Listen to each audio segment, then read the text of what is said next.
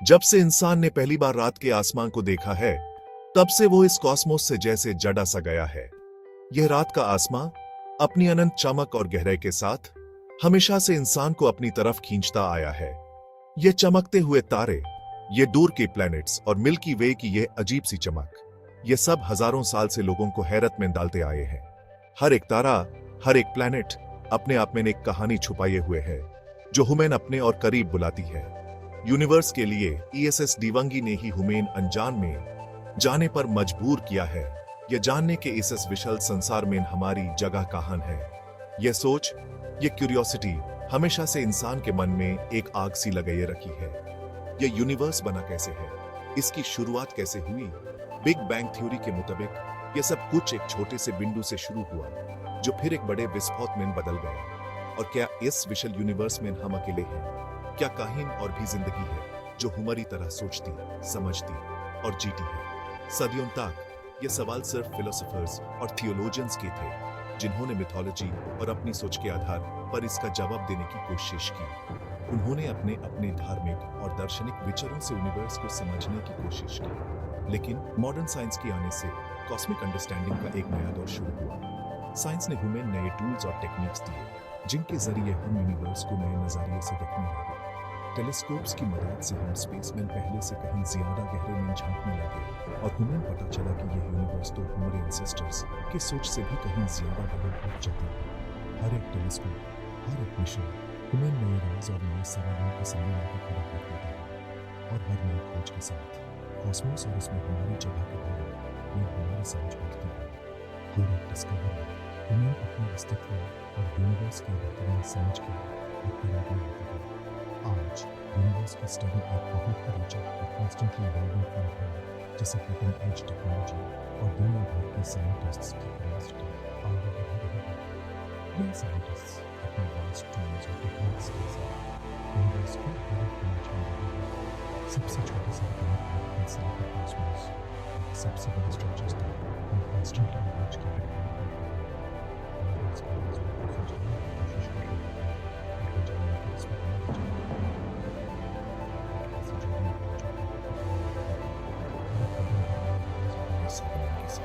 तो चलिए cosmic exploration की इस एक्स्ट्रॉर्डिनरी जर्नी पर मेरे साथ, जहां हम यूनिवर्स के बारे में अपनी समझ का इतिहास जानेंगे, लेटेस्ट डिस्कवरीज एक्सप्लोर करेंगे और उन राजों पर सोचेंगे जो अभी भी हमसे परे हैं।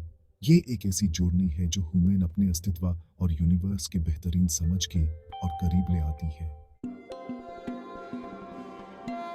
टेलीस्कोप की आविष्कार से बहुत पहले हमारे एंसेस्टर्स रात के आसमान को देखते थे और सेलेस्टियल टेपेस्ट्री को समझने की कोशिश करते थे। उनके पास सिर्फ अपनी आंखें थी, और उन्हीं की मदद से वो स्टार्स और प्लैनेट्स की मूवमेंट को ऑब्जर्व करते थे, और उन ऑब्जर्वेशन से वो अलग अलग मिथ्स और लेजेंड्स बनाते थे। कॉस्मोस को समझने की ये शुरुआती कोशिशें आज के जमाने में बहुत सिंपल लग सकती है, लेकिन ये एक्चुअली यूनिवर्स में अपनी जगह को समझने की दिशा में ह्यूमैनिटी के पहले कदम थे। एंशिएंट सिविलाइजेशंस ने सेलेस्टियल ऑब्जेक्ट्स की मूवमेंट को ट्रैक करने के लिए बहुत ही सोफिस्टिकेटेड सिस्टम्स डेवलप किए।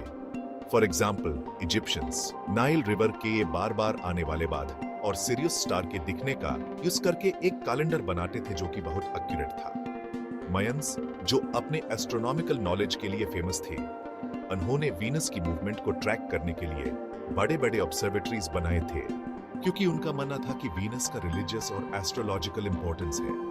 हालांकि ये शुरुआती कॉस्मोलॉजीज अक्सर मिथोलॉजी और रिलीजन से जुड़ी हुई थी, लेकिन उन्होंने साइंटिफिक इंक्वायरी के डेवलपमेंट की फाउंडेशन रखी। एंशिएंट एस्ट्रोनॉमर्स की केयरफुल ऑब्जर्वेशंस और मेटिकुलस रिकॉर्ड कीपिंग ने नॉलेज का एक ऐसा बेस प्रिपेयर किया, जिसके ऊपर फ्यूचर जनरेशंस ने अपना काम किया। जैसे जैसे हम कॉस्मोलॉजी के इतिहास में आगे बढ़ेंगे, हम देखेंगे कि कैसे ये शुरुआती विचार धीरे धीरे और ज्यादा सोफिस्टिकेटेड मॉडल्स में बदले और अंततः ह्यूमन यूनिवर्स की मॉडर्न अंडरस्टैंडिंग तक ले आए। यूनिवर्स के जियोसेंट्रिक मॉडल से हीलियोसेंट्रिक मॉडल में चेंज होना कॉस्मोलॉजी के इतिहास में एक बहुत बड़ा मोमेंट था। यह एक ऐसा पल था जो न सिर्फ हमारी दुनिया को देखने का नजरिया बदल गया, बल्कि हमारी सोच को भी एक नई दिशा में ले गया। यह पर्सपेक्टिव में बदलाव, जिसका नेतृत्व 16th सेंचुरी में निकोलस कोपरनिकस ने किया, ने सुन को सोलर सिस्टम के सेंटर में रखा और इस नए मॉडल ने पुराने विचारों को हिलाकर रख दिया और सदियों से चले आ रहे उस डॉगमा को चुनौती दी जिसमें अर्थ को क्रिएशन का सेंटर माना जाता था। यह एक ऐसा विचार था जो लोगों के दिमाग में गहरा बस गया था और इसे बदलना आसान नहीं था। कोपरनिकस के हेलियोसेंट्रिक मॉडल को शुरुआत में लोगों ने एक्सेप्ट नहीं किया, लेकिन जैसे जैसे ऑब्जर्वेशनल एविडेंस मिलते गए वैसे वैसे लोग इसे मानने लगे। यह एक धीरे धीरे होने वाला परिवर्तन था जो कई सालों तक चला।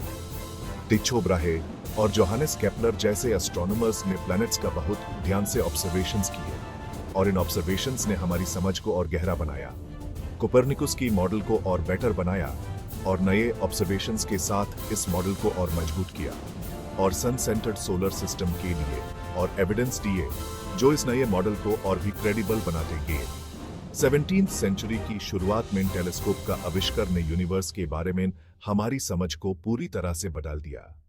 टेलीस्कोप ने हमें ऐसे राज दिखाए जो पहले कभी नहीं देखे गए थे। गैलीलियो गैलीलाई, जो टेलीस्कोप यूज करने वाले पहले एस्ट्रोनॉमर्स में से एक थे, ने कई ग्राउंड ब्रेकिंग डिस्कवरीज किए जिन्होंने जियोसेंट्रिक व्यू को और चैलेंज किया। उन्होंने अपने ऑब्जर्वेशन से दुनिया को हिलाकर रख दिया। उन्होंने जुपिटर के चारों तरफ घूमते हुए मून्स, वीनस की फेजेस और इन सभी ऑब्जर्वेशंस ने नए सवालों को जन्म दिया और मून पर क्रेटर्स दिखे जो पहले कभी नहीं देखे गए थे और इन डिस्कवरीज ने हमारी सोच को और भी बदल दिया और ये प्रूव किया कि सेलेस्टियल ऑब्जेक्ट्स परफेक्ट और अनचेंजिंग स्फीयर्स नहीं हैं जैसा कि पहले माना जाता था।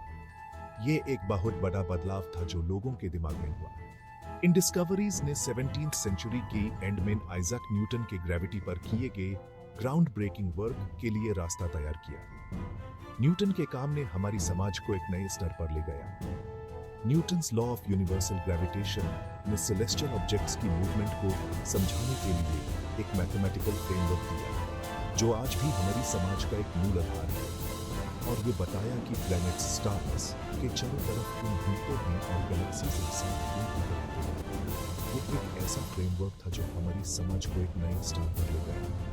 उनके काम ने मॉडर्न एस्ट्रोफिजिक्स और यूनिवर्स के बारे में हमारी आज की समझ की नींव रखी। न्यूटन की दुनिया आज के यूनिवर्स को समझने में इतनी आसान नहीं होती। बिग बैंग थ्योरी यूनिवर्स के लिए प्रिवेलिंग कॉस्मोलॉजिकल मॉडल है जो यूनिवर्स की ओरिजिन और एवोल्यूशन के लिए एक कन्विंसिंग एक्सप्लेनेशन देता है। यह थ्योरी यह बताती है कि हमारा यूनिवर्स एक फिनाइट टाइम पहले एक स्पेसिफिक इवेंट से शुरू हुआ था। इस थ्योरी का कहना है कि यूनिवर्स की शुरुआत एक बहुत ही ज्यादा गर्म और डेंस पॉइंट से हुई थी और तब से यह एक्सपैंड और कूल हो रहा है। यह पॉइंट इतना ज्यादा कंडेंस था कि इसमें सारी एनर्जी और मैटर इकट्ठा था।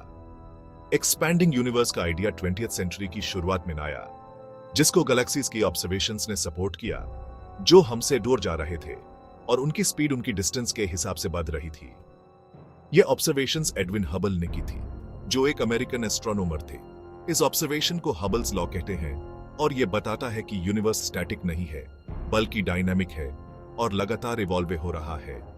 हबल्स लॉ के मुताबिक जितनी दूरी पे गैलेक्सी होती है उतनी ही तेजी से वो हमसे दूर जा रही होती है। 1964 में कॉस्मिक माइक्रोवेव बैकग्राउंड रेडिएशन की खोज ने बिग बैंग थ्योरी को और सपोर्ट दिया। ये रेडिएशन एक तारा का आफ्टरग्लो है जो बिग बैंग के बाद बचा हुआ है और ये पूरे यूनिवर्स में यूनिफॉर्मली डिस्ट्रीब्यूटेड है। बिग बैंग का यह हल्का सा आफ्टरग्लो यूनिवर्स की शुरुआत की एक झलक दिखाता है जो इस थ्योरी को सही साबित करने के लिए बहुत बड़ा एविडेंस है। यह रेडिएशन ह्यूमन बताता है कि यूनिवर्स एक गर्म और डेंस स्टेट से एक्सपैंड हुआ है। बिग बैंग थ्योरी के मुताबिक यूनिवर्स एवोल्यूशन के अलग अलग फेजेस से गुजरा है। पहले एलिमेंट्री पार्टिकल्स के बनने से लेकर स्टार्स, गैलेक्सीज और प्लैनेट्स के बने तक। ये फेजेस बिलियंस ऑफ ईयर्स में हुए हैं और हर फेज में यूनिवर्स का स्ट्रक्चर और कॉम्प्लेक्सिटी बढ़ती गई। जैसे जैसे यूनिवर्स एक्सपैंड और कूल हुआ, मैटर ग्रेविटी की वजह से इकट्ठा होता गया और अंततः वो स्ट्रक्चर्स बने जो आज हम देखते हैं। ये स्ट्रक्चर स्टार्स, गैलेक्सीज और प्लैनेट्स हैं जो आज के यूनिवर्स का हिस्सा हैं। बिग बैंग थ्योरी हालांकि यूनिवर्स के बारे में कई ऑब्जर्वेशंस को एक्सप्लेन करने में सक्सेसफुल रहा है, लेकिन इसकी कुछ लिमिटेशंस भी हैं। यह थ्योरी कुछ ऐसे फिनोमेना को एक्सप्लेन नहीं कर पाती जो हम आज भी ऑब्जर्व करते हैं। यह बिग बैंग से पहले यूनिवर्स कैसा था यूनिवर्स का अल्टीमेट फेट क्या है और क्या हमारे यूनिवर्स के अलावा और भी यूनिवर्सेस हैं, जैसे कई इंपॉर्टेंट क्वेश्चंस खड़े करता है। ये क्वेश्चंस ह्यूमन यूनिवर्स के ओरिजिन और उसके फ्यूचर के बारे में सोचने पे मजबूर करते हैं। ये क्वेश्चंस आज भी कॉस्मोलॉजिकल रिसर्च को आगे बढ़ा रहे हैं, हमारी समाज की सीमाओं को तोड़ रहे हैं और साइंटिस्ट्स की नई जनरेशन को कॉस्मोस के अजूबों को एक्सप्लोर करने के लिए प्रेरित कर रहे हैं। हर नए डिस्कवरी के साथ हम यूनिवर्स के मिस्ट्रीज को थोड़ा और समझने लगते हैं और ये जोड़ने कभी खत्म नहीं होती।